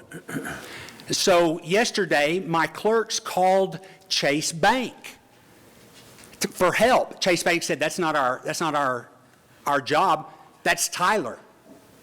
We're not getting the help and support with Tyler. So if that's any inclination to what type of training and setup we're going to get with Tyler and Odyssey, I don't want anything to do with it. And we already know it's going to be a 2-year transition to transfer all the files, records, with maybe the help of Net D. I wouldn't, but, and we've got to start all over. So let me ask you, we're now producing between 4 JPs $100,000 a month on a good month. That's going to set us back. So you have an option in front of you. I believe there's 3 options. There's one for the Sheriff's Department, there's one for the Sheriff's Department and JPs, and then there's one is status quo. I'm asking you, please go with the status quo, but let the heads of the department, and right now I think it's the 3 JPs and our county clerk want to stay with Net D, and I want Judge Gwynn to go with Odyssey. I want her to have that because she wants it. I want the constables to go with their program because it's better than what they have, and I want that makes them the best job and best constables they can be. But I'm also asking for you to please trust and allow us and support us in letting us stay with Net D, because it works best for JPs. In the report, Icon works. Thank you, gentlemen, very much. Thank you, Judge. Judge, Commissioners, the treasurer is listening online, and she sent me a text message, and this is just what she said. She said that it was not Tyler that there was an issue with, it was the bank. That's what I have from her. Now, that's what I have from her. Okay, so when you have someone explaining a program, and if I may, they should set it up, and we deal with Net D, and we need help. We get it. Commissioner Wilson was in our court one day in our office, and we called in, and they responded within 5 minutes. What I'm saying is the people at Tyler that are setting the e-file up, it has a lot to be desired because they should help our clerks understand the whole program, and they didn't do that. And their answer to us, if we have problems with receipts, money, and getting money transferred to one place to the other, they didn't know, it's not our job, and they said, call Chase. My clerks did call Chase yesterday, and Chase said, that's not our job, that's Tyler. Call another JP, I was listening to the call. Call another JP for help. That's not customer support. And that's factual at what happened yesterday. So I'm just not happy with the support we're getting with Tyler for e-file, and it's a statewide contract. So I've been calling lots of other JPs, and they haven't been happy with the support as well. So that's just what happened with my court. Thanks, Becky. Thank you. Thank you all. Thank you. Okay. Anybody else? That's all the, oh, Katie Lane. Yeah, you filled out one. Thank you, Judge, Commissioners. I just want to point out, my office is very efficient. If you go through this and force our office to change software, there's going to be a transition where, like Dub was saying, for a couple years, if not longer, of converting the files to the new software. My office right now, we issue receipts for funds received as payments in criminal fines, court costs, civil filings, probate filings, along with copies of anything and everything. Monies are also collected for document recordings, I have another office that I'm using, Tyler, and my efficiencies in that office are also good. I have nothing against Tyler. I like both programs. I think that as long as the offices stay efficient as they are at this date, we are running very efficiently. But I believe that if you change my software, it's going to throw a wrench into everything for a couple years. Right now, you can get training on NetD. It says it on their website. It's free training for anything, anytime. Look at their website, go through what they offer. They go to conferences as vendors. So any questions that you have, they're able to answer. I think Tyler does too. They're both good programs. My point is the efficiency in my office, I would like to keep at the level that it's at right now. If you throw a wrench into this, it's going to be a couple years, and the cost is going to double. Look what happened to the district clerk's office when she converted. She had to hire another person just to be like an engineer to figure out the software and how to input and output the program and teach and train the other clerks. So I'm talking from my office. The efficiency is the biggest thing. The cost is the biggest thing. You're going to spend, $1.5 million to get the county onto this new software. Well, that's going to double because the conversion is not going to go like clockwork. I mean, there's always hiccups. And if you look at other counties around Texas that have had problems, I was just reading yesterday about a county that was promised conversion of 12 to 14 months. It's been 4 years. So I just ask that you please let the department heads decide what software they want to use, what's best for their office, and to keep their efficiencies at a high level. Thank you. Thank you. Okay, that's all the people that have signed up. So, Commissioner. I've got a comment, Judge, since you've opened the floor up and asked me. Yes. So I've done a personal investigation of this issue, and a case in point is I contacted Polk County, Texas, talked to the JP there, and for the last, here's the feedback I got from them. For the last 2 years, they've tried to, the JPs, I'm talking about the JPs at the moment. For the last 2 years, the JPs there have tried to convert over to Tyler. And they've had numerous issues.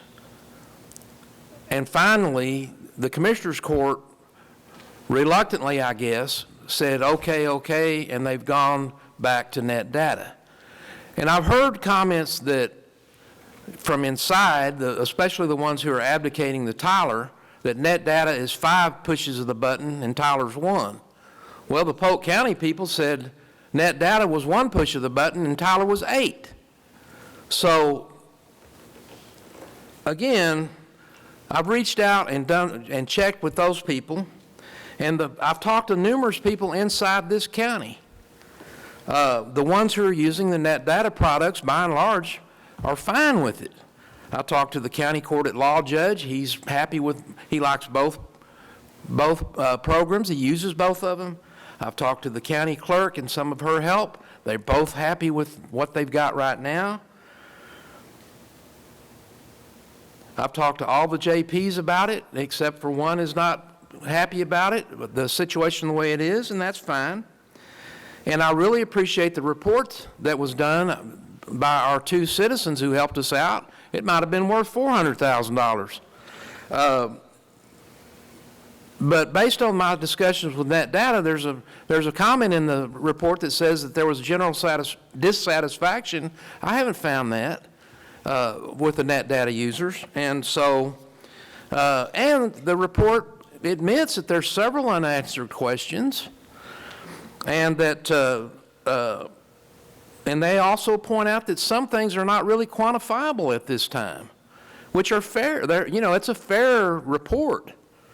And there are several projections in there that may or may not happen. So here's my points. We have a judge shuffle coming up. We have our district judge just gave us notice that he's retiring at the end of this month. And there's going to be some musical chairs going on with judges around here. We have a huge issue looming on the horizon regarding volunteer fire departments, and what are we going to do to up the game for our local volunteer fire departments, which, by the way, is one of our jobs. That's an infrastructure issue. I'm in Precinct 4, and my JP and my precinct and his staff are fine where they're at. I've spoken with other JPs, and they're fine with where they're at.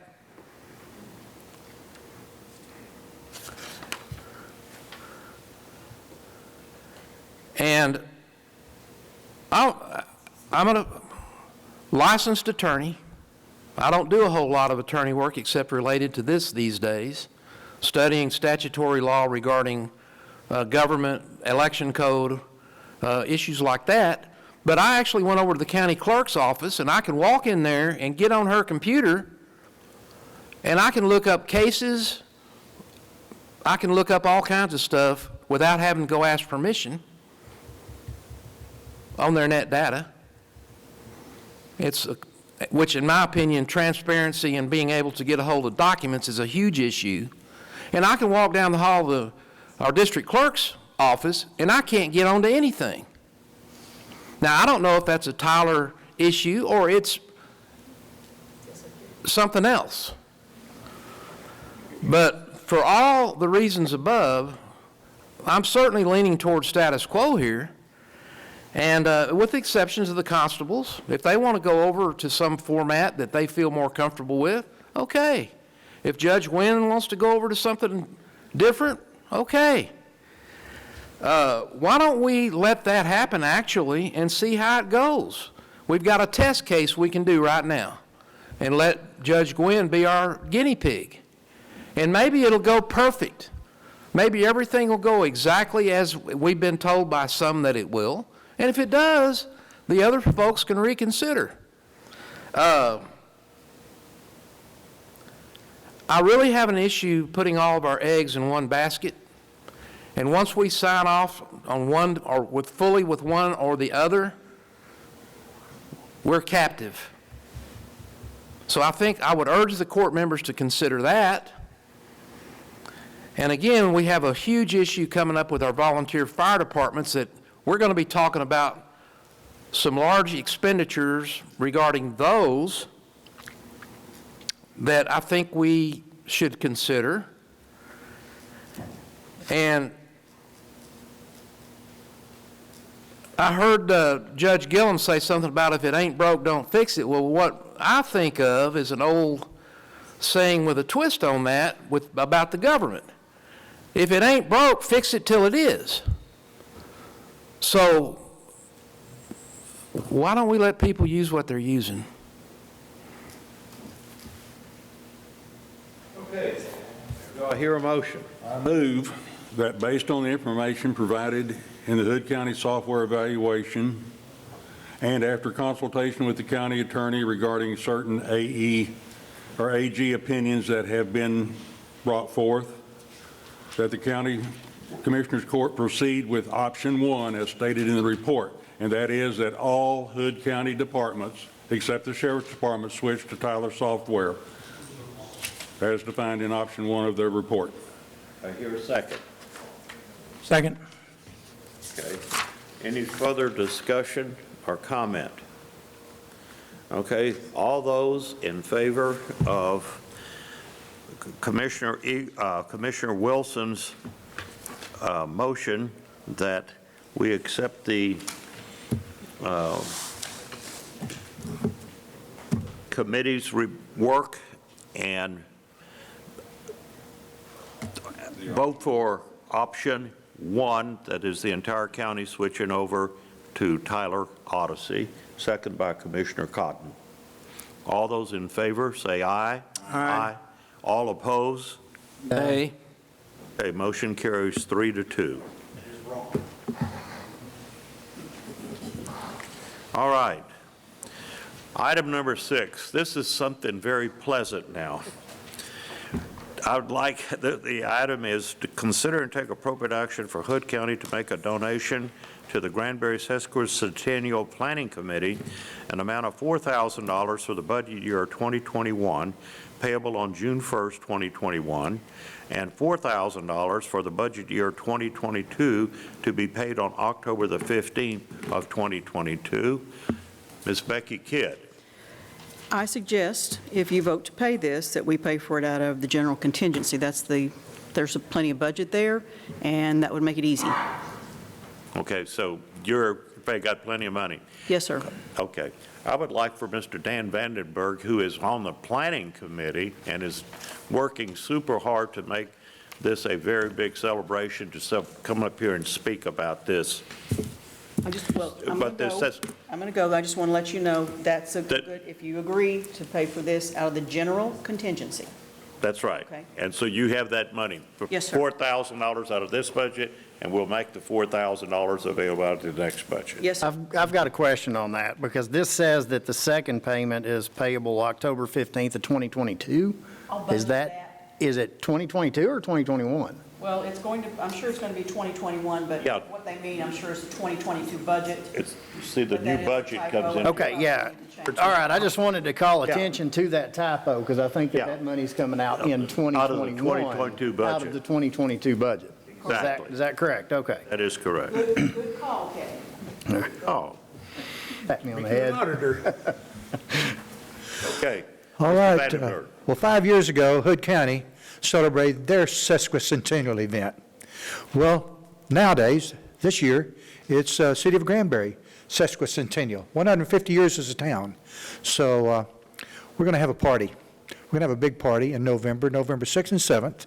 And we're going to have the theme of the party is to celebrate like folks did back then. We're inviting people to wear either period attire or Western attire. We're going to have a big event on Langdon grounds at Langdon Center on Saturday and Sunday, November 6th and 7th. And then on Saturday night, we're going to have a big street dance. Jody Nix, those of you that know Jody Nix Band will be here. That's the king of swing. So we're going to have a lot of good music on Saturday night, music all day long on Saturday and Sunday at the Langdon Center, as well as contests like people had back in the day, where the kids are going to be doing stick horse races and sack races. We'll have pie eating contest, costume contest, beard and mustache contest for the men, or anybody that grows beard and mustache. We're going to have the famous Brazos Valley gunslingers having a fun shootout skits they're going to do that 5 times, 3 on Saturday, 2 on Sunday.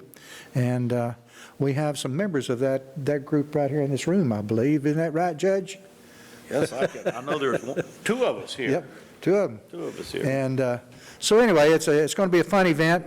Obviously, things that big with a lot. We're having a fine art show, a Western art show, professional art, as well as children's art. We're going to have a kids' fun zone where kids will be shown how children played 150 years ago. They actually played outside with each other instead of sitting someplace looking at some screen. But anyway, planning a big event, and of course, things like that cost money. So that's why we're asking for sponsorship from the county. The city has stepped up to be our primary sponsor for this, and so anyway, we're looking for having a really good time, and we're making really good progress with the planning aspect. We've been planning this. We will have planned this for an entire year, 6 months behind us and 6 months in front of us. Good deal. Well, we're looking forward to it. It's going to be a fun event. It's going to be really great for the whole county, for everybody to get together. And this guy right here is working tirelessly. It's got some good committee members also working. And he cracks the whip. We still meet once a month down at the convention center, whether we need to or not, but we need to. We need to. And I mean, it's like you said, we've been meeting for 6 months and got another 6 months that is paying off too. So this will be a big help, won't it? Yes, sir. Absolutely. Okay, thank you, Mr. Vandenberg. Thank you. Okay. We didn't vote on that, did we? Okay. No, I don't think we made a motion. Did you make the motion? I think you did, didn't you? Oh, did I? Yeah, I did. Did you? If you didn't, do you want to? Yeah, I want to make the motion that the Hood County make a donation to the Granbury Sesquicentennial Planning Committee an amount of $4,000 for the budget year 2021 payable on June 1st, 2021, and $4,000 for the budget year 2022 to be paid on October the 15th, 2021. Second. Second. All those in favor, say aye. Aye. All opposed? Motion carries 5-0. Okay, thank you, Mr. Vandenberg, for presenting that, okay? Next, consider and take appropriate action regarding the donation of a 2007 Ford Expedition from the Fire Marshal Fleet to Station 70 Volunteer Fire Department to be used as a medical response unit. The illustrious Fire Chief, Jeff Young. Judge, Commissioners. So I have a surplus vehicle that I was preparing to turn in, and in the process of doing that, the Station 70 chief had requested or asked if there was a possibility that he could get one of the used vehicles that were being turned in to be used as a medical response vehicle. Currently, they are using one of their brush trucks, which is creating a lot of wear and tear on that vehicle and causing some maintenance issues. This vehicle also has some maintenance that needs to be done. It's got some coil packs that are going out. They've agreed to do that work if they can get the vehicle. And talking to Glenn, he suggested the best thing is to just donate it to him rather than assign it. Okay. So I'm requesting the permission to donate that vehicle to Station 70 to be used for medicals. Now we'll come out of our inventory and we'll have no more responsibility for it? Okay. The county still carries the insurance on it, doesn't it? It does, it'd just be through a different mechanism. Yeah. It'd be through the fire budget insurance that we provide for the departments. We're just going to keep it through VFIS, yes. What's the expense of converting it to a medical response unit? There shouldn't be any response or any expense to that other than them just throwing their medical equipment in that vehicle. Okay. They got to put some door stickers on the side to identify it as a Station 70 vehicle, but. That's a good use of the vehicle. Okay.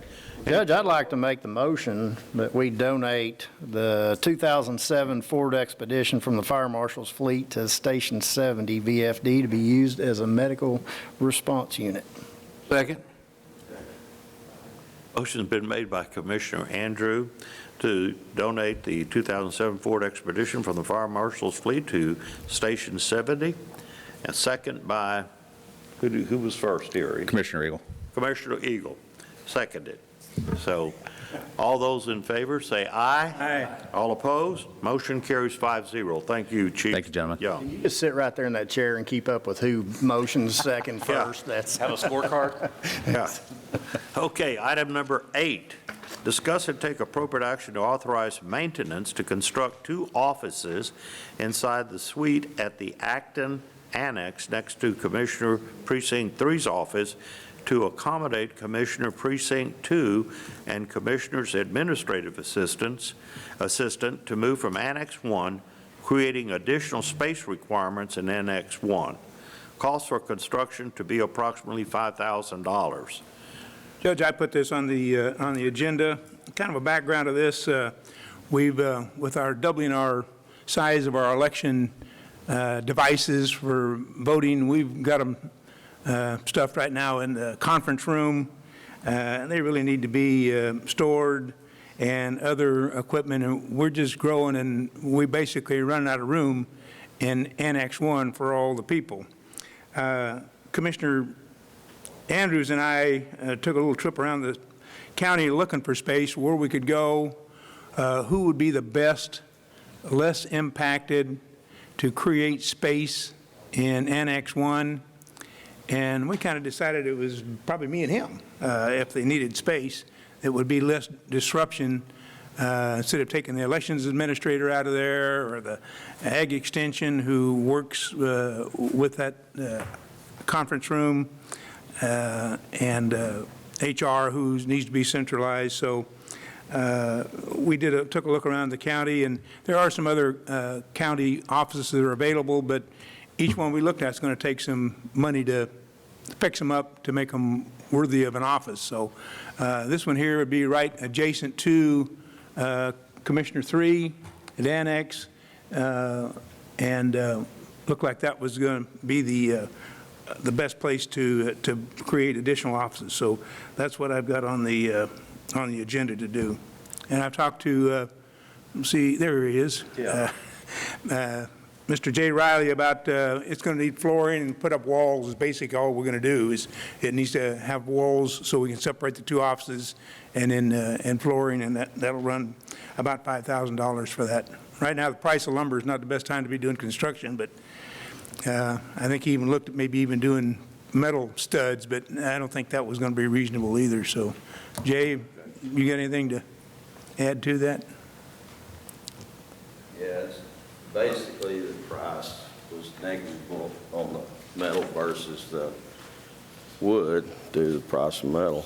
So everything will be it's about the same. You know, most of the cost is associated with the flooring.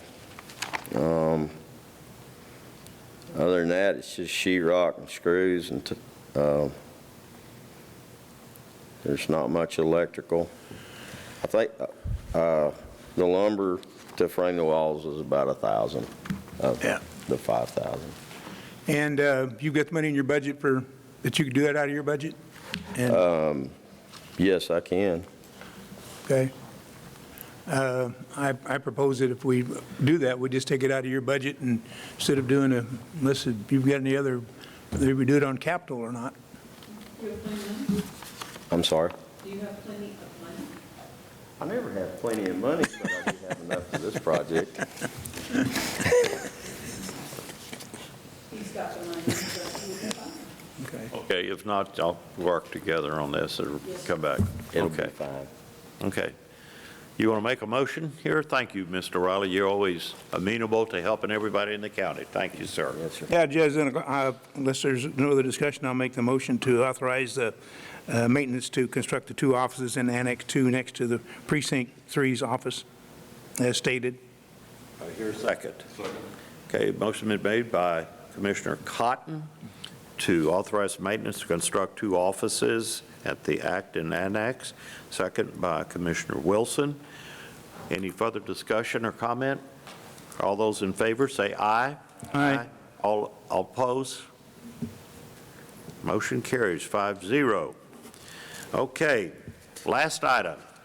Consider and take appropriate action to award contracts for RFP 2021-007 for food, produce, drinks, bread, chemicals, and paper supplies for Hood County Jail. Good morning, sir. Good morning, Judge, Commissioners. Yes, the bids for RFP 2021-7 were opened April 28th, 2021, at 11 a.m. in the Purchasing Department. And as you mentioned, that is for jail food, produce, drinks, bread, chemicals, and paper supplies. After examining the 6 qualified responses and discussion with the Sheriff's Office, it is the recommendation of both to award the bread contract to Bimbo Bakery and the remaining contract items to Ben E. Keith. Okay. Any So questions? that's what you recommend. Yes, sir. Okay, any questions or comment? Mr. Tillman, Mr. Tillman? Okay, do I hear a motion? Yeah, I'll make that motion, Judge, to award the contracts for RFB 2021-007, food, produce, drinks, bread, chemicals, and paper supplies for Hood County Jail to Benny Keith And Bimbo Bakeries and what he said. Okay. for the bread. Bimbo Oh, Bakery. Bimbo. Yeah, Bimbo. and that's it. Okay. I love that name. Actually, they pronounce it Bimbo. Bimbo, isn't it? That's it. What is it, Bimbo. Reno, Membrano, what is it? Redneck Okay, pronunciation. it's Bimbo then. Yeah. I'll take Do I your hear a word for it. second? Okay, so motion been made by Commissioner Eagle to accept the contract for Benny Keith and Bimbo, second by Commissioner Wilson. Okay? All those in favor, say aye. Aye. All opposed? Motion carries 5-0. Thank you very much, Mr. Tillman. Thank you. Okay. All right. That concludes the business, and this meeting is adjourned.